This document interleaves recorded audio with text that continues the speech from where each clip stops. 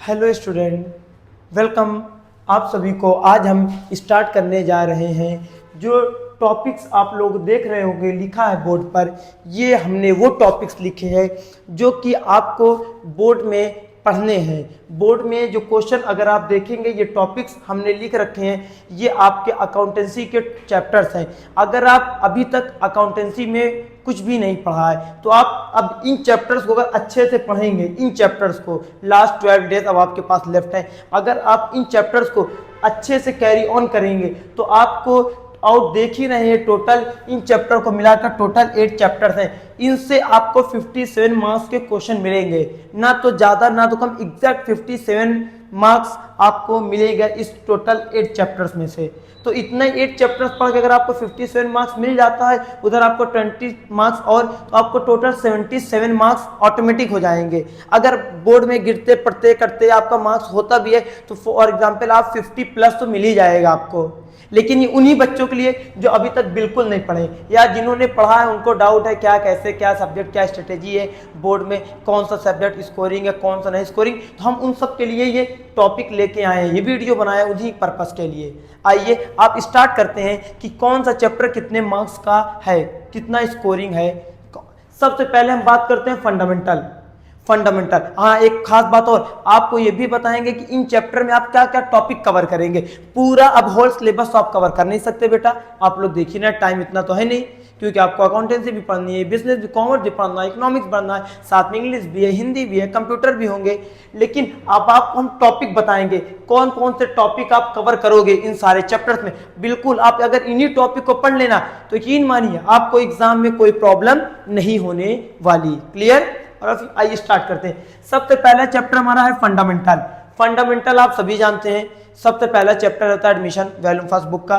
Fundamental अगर आप बात करें 10 मार्क्स का एक लॉन्ग आंसर आपको मिलेगा 10 मार्क्स का। लेकिन ये क्वेश्चन दो टाइप में आते हैं। कितने टाइप में आते हैं? दो टाइप में। एक क्वेश्चन आता है कहता है पास जर्नल एंट्री, और दूसरा क्वेश्चन आता है प्रिपेयर पीएल अप्रोप्रिएशन अकाउंट। तो जो मेरी ओपिनियन है, जो मेरी पर्सनल ओपिनियन आपको, हम आपको ये सजेस्ट करेंगे तो आप फंडामेंटल का फर्स्ट पोर्शन, 3 पोर्शन में डिवाइड है। एक फंडामेंटल का पीएल अप्रोप्रिएशन वाला पार्ट है, दूसरा आपका एडजस्टमेंट वाला पार्ट है, तीसरा गारंटी वाला पार्ट है। आप पीएल अप्रोप्रिएशन प्रिपेयर करिए। पीएल अप्रोप्रिएशन में नॉर्मल पीएल अप्रोप्रिएशन होता क्या है, पूरा उसका फॉर्मेट आप बना के आप उसी को प्रिपेयर करिए। आप जर्नल एंट्री पे फोकस मत करिए, सिर्फ आप किस पे फोकस करिए? PL appropriation. रीजन क्यों? क्योंकि क्वेश्चन 2 आते हैं और करके लिखा रहता है, या तो आप पीएल अप्रोप्रिएशन वाला सॉल्व करिए या तो आप जर्नल एंट्री वाला। जर्नल एंट्री वाला इसलिए आपको हम नहीं सजेस्ट कर रहे हैं क्योंकि अभी आप लोगों ने या तो अगर पढ़ लिया होगा तो भी उसमें काफी कंफ्यूजन क्रिएट होती है। आप लोग को यही नहीं क्लियर रहता उसमें ज्यादातर बच्चों को कि कौन कौन सी एंट्रियां पास करनी है, कौन कौन सी एंट्री लेफ्ट आउट करनी है। तो इसलिए मेरी जो ओपिनियन है आपको पर्सनल, आप पीएल अप्रोप्रिएशन में फोकस करिए, ना तो एडजस्टमेंट पार्ट पे फोकस करिए, ना तो जर्नल एंट्री पे फोकस करिए, और ना तो आप उस पोर्शन में फोकस करिए जो हमारा गारंटी पोर्शन, सिर्फ आप पीएल अप्रोप्रिएशन पे। दूसरा टॉपिक हमारा है एडमिशन। एडमिशन में आप देख ही रहे हैं, एडमिशन में आप सिर्फ 6 मार्क्स का ही है। दूसरा एडमिशन में आप एक सबसे पहले रिवैल्यूएशन बनाना सीखिए। रिवैल्यूएशन के साथ साथ आप दूसरी टॉपिक इसमें जीआरएसआर अगर आता है तो ठीक है, अब आपके पास इतना टाइम नहीं है, आप इस पे दूसरा रिवैल्यूएशन के साथ साथ पार्टनर्स कैपिटल और बैलेंस शीट बनाइए। बस 3 टॉपिक आप सीखिए बस एडमिशन में। एसआर जीआर सब आपको कोई दिक्कत, उसमें स्टेप मार्किंग आपको मिल ही जाएगी।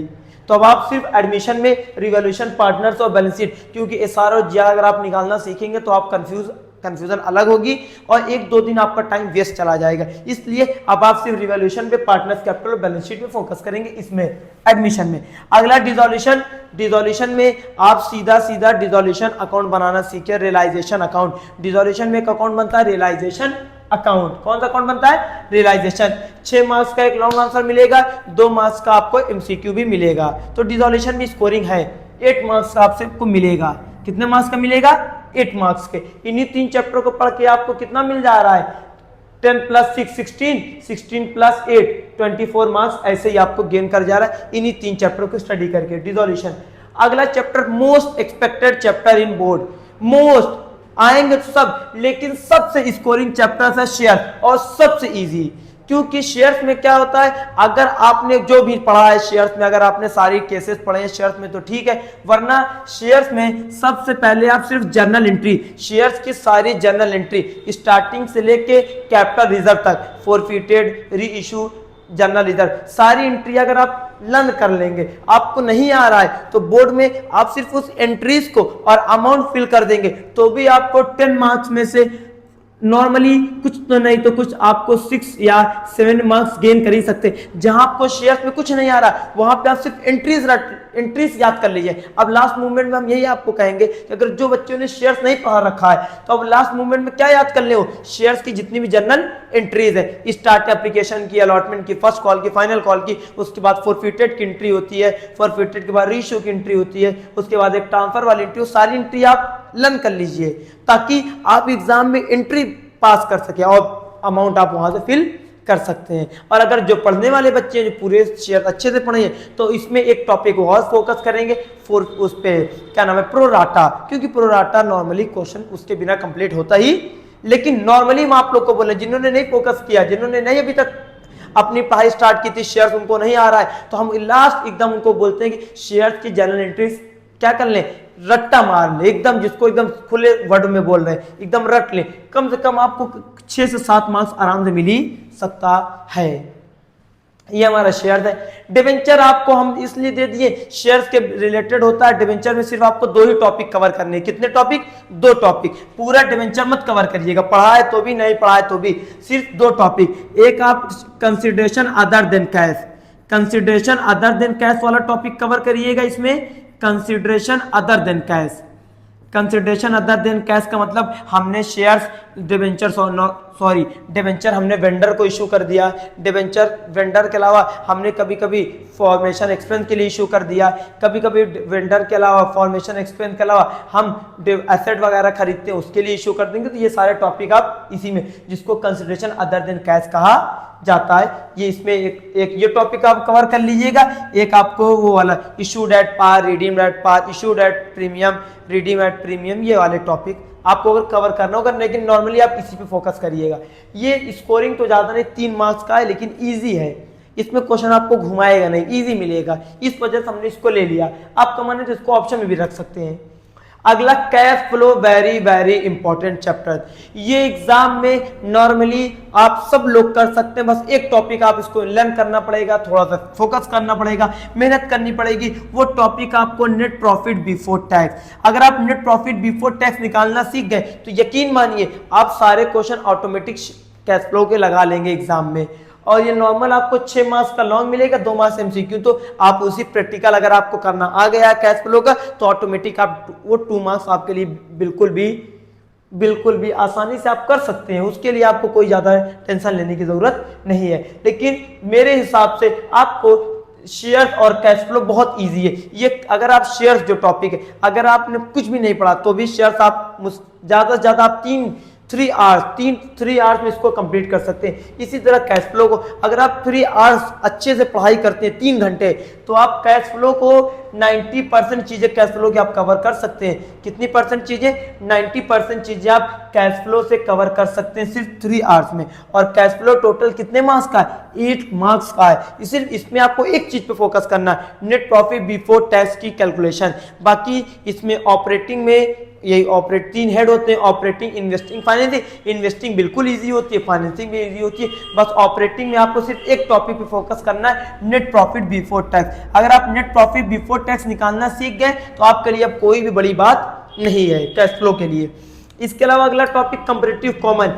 ये चैप्टर्स एकदम नॉर्मली बहुत इजीली सॉल्व होता है। कंपैरेटिव कॉमन अगर आप लास्ट 10 ईयर में जाएंगे तो आपको लास्ट 10 ईयर में से 8 ईयर्स में क्वेश्चन डायरेक्टली मिलेंगे। डायरेक्टली कंपैरेटिव या कॉमन कोई एक आएगा, बस दोनों का फॉर्मेट सेम है, बस सॉल्यूशन करने का तरीका अलग अलग है। इसमें बस आपको एक ही चीजें आपको बस इसमें क्लियर करनी पड़ेगी। अगर कंपैरेटिव कॉमन में क्वेश्चन कभी कभी पाई चार्ट के फॉर्म में बोल देता है। किसके फॉर्म में? अगर आप देखेंगे इस बार पाई चार्ट के फॉर्म में भी बोल दे रहा है क्वेश्चन पेपर में। पाई चार्ट का मतलब कि क्वेश्चन पेपर में लिख के आएगा इक्विटी एंड लाइबिलिटीज, इस तरह इक्विटी लाइबिलिटीज, यहां बोलेगा शेयर कैपिटल, आपको अरेंज करना, इसको क्या करना रहेगा, शेयर कैपिटल। इसके अलावा बोलेगा ये है रिजर्व एंड सरप्लस, इसके अलावा कहेगा ये टॉपिक आपका है रिजर्व एंड सरप्लस, ये टॉपिक है प्रॉफिट एंड लॉस अकाउंट, ये है हमारा करंट एसेट, ये हमारा करंट एसेट। मतलब ये बैलेंस शीट के फॉर्म में नहीं रहेगा, पहले आपको इसको बैलेंस शीट के ऑर्डर में करना पड़ेगा। किसके ऑर्डर में करना पड़ेगा, लॉन्ग टर्म बोरोइंग। इसके अलावा लॉन्ग टर्म बोरोइंग के अलावा ये टॉपिक हमारा ये बोलेगा हमारा डिबेंचर है। तो आपको इसमें अरेंज करना है कि ये टॉपिक कहां पे जाएंगे, बैलेंस शीट में लायबिलिटी साइड जाएगा कि एसेट साइड जाएगा। लेकिन इसकी भी हम ट्रिक बताएंगे, आपको लर्न बिल्कुल नहीं करा। क्वेश्चन में कैश फ्लो जो आएगा, जो आपको कैश फ्लो मिलेगा वो बैलेंस शीट के फॉर्म में मिलेगा। तो आप इस क्वेश्चन को देखना कि इक्विटी लायबिलिटीज कैश फ्लो की जो बैलेंस शीट बनी है वहां पे कहां पे लिखी है, आप उसी हिसाब से ऑर्डर अपने आप बैलेंस शीट बनाते चले जाएंगे। अब आप लोग पढ़ेंगे समझ रहे हैं, अगर कैश फ्लो का जो क्वेश्चन आएगा आपको कैश फ्लो करने के लिए आपको बैलेंस शीट बन के आएगी, तो उस बैलेंस शीट से आप इसको आसानी से कर सकते हैं कि equity and liabilities cash flow की बैलेंस शीट में कहां पे लिखा है, शेयर कैपिटल वर्ड कहां लिखा है, रिजर्व एंड सरप्लस वर्ड कहां लिखा है, प्रॉफिट एंड लॉस कहां लिखा है, करंट एसेट। तो इसको आसानी से आप 4 मार्क्स का जो आंसर, 4 मार्क्स का जो आपको मिलेगा क्वेश्चन, इसको आप आसानी से बिल्कुल बस एक बार आप देख लीजिए कॉलम कितने बनते हैं, करने का तरीका क्या, बस। और इसमें आपको बिल्कुल भी प्रैक्टिस नहीं करनी, सबसे इजी चैप्टर है। कुछ बच्चे कह रहे हैं सर अगर पाई चार्ट के फॉर्म में, हमने उसका भी सॉल्यूशन दिया, अगर पाई चार्ट के फॉर्म में आता है उसका भी सॉल्यूशन है। आपको कोई ना कोई एक question for example cash flow balance sheet के फॉर्म में बन के आएगा, बस आप उसी को देखिएगा कि बैलेंस शीट में ये आइटम कहां पास है, आप अपनी बैलेंस शीट बना लीजिए, वो आइटम वहीं पे पुट कर दीजिए, इसको उसकी जगह पुट कर दीजिए जो जैसे है। अगला last financial statement analysis. Financial statement analysis भी टोटल आपको 7 मार्क्स का मिलेगा। कितने मार्क्स का मिलेगा बच्चों, 7 मार्क्स का। तो अगर हम इसकी बात करें टोटल 6 + 10 + 6 16, 16 + 8 24, 24 + 11 हमारा होता है 35, 24 + 11 35, 35 + 3 हमारा हो जाएगा 38 मार्क्स, 38 + 8 ऐड कर लेंगे हो जाएगा 43, 43 + 4 ऐड कर लेंगे कितना हो जाएगा 47, 47 + 7 ऐड कर लेंगे हमारा,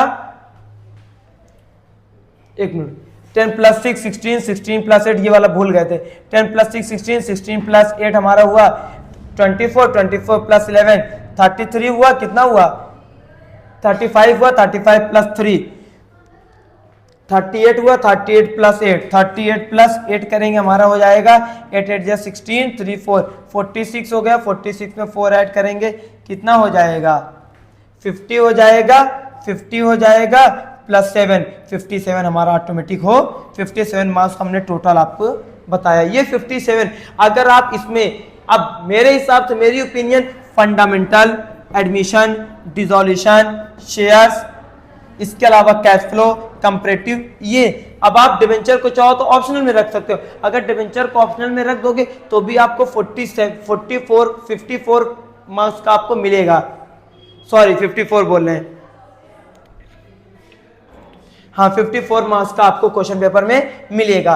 फिर अगर आपको, क्योंकि डिबेंचर 3 मार्क्स का आता है, अगर आप डिबेंचर हटा देते हैं तो। लेकिन मेरी ओपिनियन आप डिबेंचर को भी लीजिए, इसमें सिर्फ आप एक ही टॉपिक कवर करिए, कंसिडरेशन अदर देन कैश। आप इसको अगर कवर कर लेंगे क्वेश्चन 99% चांस है कि इसी कंसिडरेशन अदर देन कैश से मिलेगा। बाकी हम लोग गेस्ट पेपर आपके लिए लेके आएंगे, वहां पे आप पूरा डिटेल देख ही सकते हैं, क्वेश्चन किस टाइप का बनेगा, क्वेश्चन में क्या क्या आ सकता है, क्वेश्चन का फॉर्मेट क्या होगा, क्वेश्चन में किस किस टाइप से क्वेश्चन आस्क किए जा सकते हैं बोर्ड में। 3 सैंपल पेपर विद सॉल्यूशन आपके लिए हम लोग लेकर आएंगे।